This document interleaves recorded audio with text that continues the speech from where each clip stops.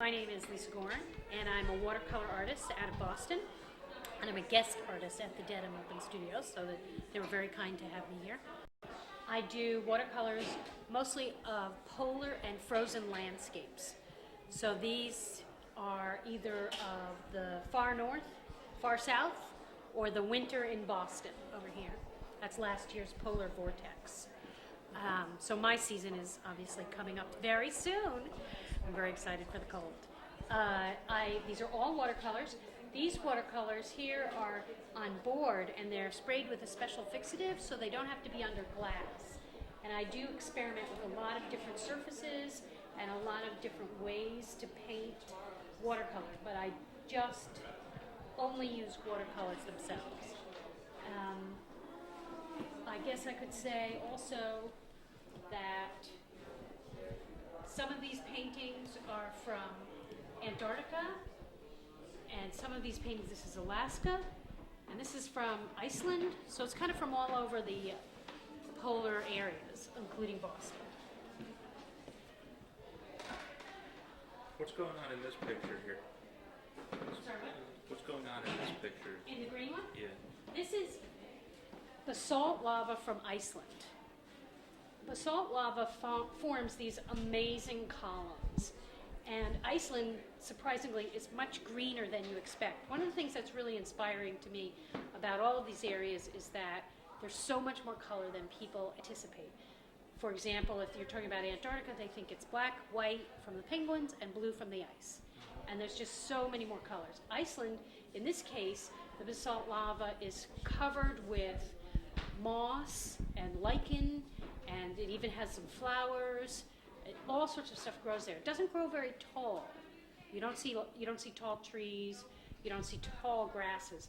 But there's definitely a lot of green in all of these places to be found. And I'm always really, really excited by those things that kind of survive in these harsh climates. I'm always just really inspired by how they kind of just go against what you'd expect. I mean, obviously, they don't really care what we expect, but that's what this is, and so that's why I really like the green on it. And this one says "Help on the Shore." This is a print of bull kelp, which is a special type of kelp that grows very quickly. This is from Antarctica, although bull kelp is not only found in Antarctica. If you think about otters in kelp forests, that's bull kelp. But what's amazing about bull kelp, besides the fact that it's this beautiful green and yellow and red, again, colors you don't expect to find in Antarctica, is that it grows a foot a day. It has a very, very short growing season. So when you see it in Antarctica, and obviously only on the coasts, it's like these huge noodles all over the place. And it's so beautiful. And so part of it is that I just love painting how beautiful it is, but it's also part of explaining how there's all these amazing things on our planet that you don't expect. And so I really enjoy bringing that forward. I'll tell you about one mother painting because it's very different. Is this red one here, and that's actually a very new painting. That is polar ice on Mars. That's from a polar ice cap, and I talked to someone at the Jet Propulsion Laboratory who did the filters for that, because it's from a satellite photo, and then the filters bring out the colors. The red is obviously the red of Mars, but just the fact that there are all these insanely intense colors on Mars, along with actual polar ice caps, is so exciting to me. And so I'm starting to do a couple of outer space ice paintings. I'm working on something from Jupiter, or from the moon of Jupiter now, which is also weird because the ice is not water ice, it's methane ice. So it has crazy colors. And so that's really exciting. So all this stuff that you don't expect from ice and cold, right?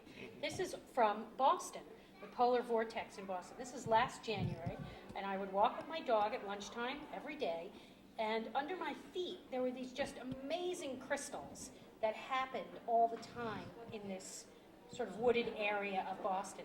So I'd take these photos and then kind of come back to them and try and recreate some of these crystal formations. Some of them are very spiky. In this case, it was really weird because they were very round, and you can see some of the water bubbles. It's exciting to paint ice that's so fast. It's there. In the polar vortex, it stayed for a week or two, compared to glaciers, which are 10,000 years old, or even more than that. And they have very different qualities, and I find them interesting to paint in all of their variations. This one is Series of mountains. this is a Mountain mountain from the ranges. high Arctic. It's in Norway, about 500 miles from the North Pole. And one of the things that was interesting during the time I was there was I was there right before it became totally dark.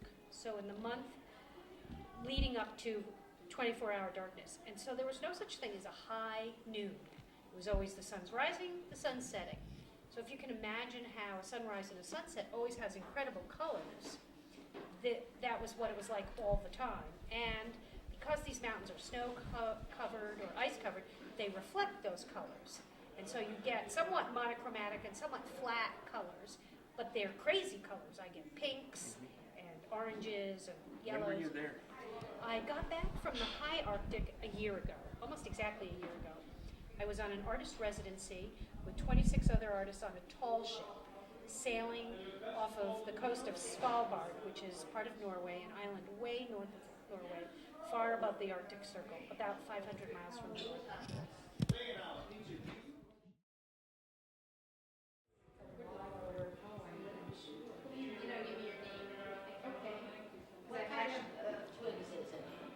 This was in a lilac bush, actually, originally, and no, I can't cast a robin's nest.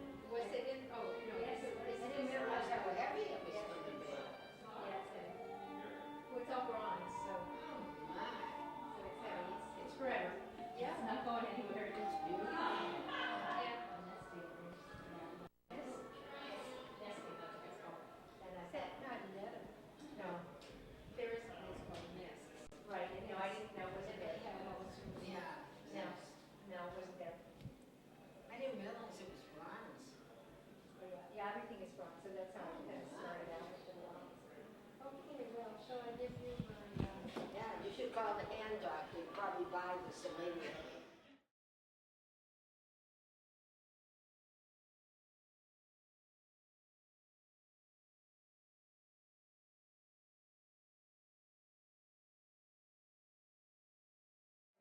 So we're at Motherbrook Arts and Community Center at 123 High Street in Dedham, Massachusetts. It's an old school building built in 1921 that was repurposed for an arts and community center about a year and a half ago. We have a long-term lease with the town of Dedham and our mission is really economic development. It's the community revitalization through the arts. We have rented all of the artist studio space that we have available. We have a wide variety of artists, sculptors, painters, photographers, musicians, silversmiths, and we've also had a number of exhibits. We had 2 large exhibits, both of which drew very unexpected crowds. 350 people at our first exhibit called Flirt, and our second exhibit was a graffiti exhibition, which also drew similar crowds. Our vision for the space is expansive. We sit on the Motherbrook, which is the oldest man-made canal in the United States. It was actually hand dug in 1639. It connects the Charles River and the Neponset River because the Charles River didn't flow quickly enough to power the mills, so it took advantage of the differential to power the textile and other mills in the area in the 1600s. It's never been developed in this spot because this spot has always been a school. There were 2 schools here before this 1921 building. We also would like to have a restaurant in the building. We are right now in the process of going to town meeting to request a liquor license for a restaurant. We'd like a restaurant that we're talking to restaurateurs looking for something more like what you find at the Museum of Fine Arts or the Gardner or the Boston Public Library, something that really works well with the art that we have here. And we also have an auditorium, which we're beginning to have. We have 3 theater companies who have worked here. We also had a number of concerts, and as we continue to renovate the building, there will be many more uses for that as we renovate both the inside and the outside. We expect to work on the grounds. We hope to have trails down to the waterfront, benches, a sculpture park on the outside. So I think I'm most excited about, I'm a sculptor myself. I'm very excited about doing the sculpture park and trails and a sitting area outside. I hope it's something that really makes the community more inviting, more walkable. I think that it's just a tremendous asset that we have. I am a sculptor. I work in oil-based clay. I do a lot of figurative work, beginning to do some abstract work, but most of my work has been figurative, and when I cast in bronze, I use a lost wax process.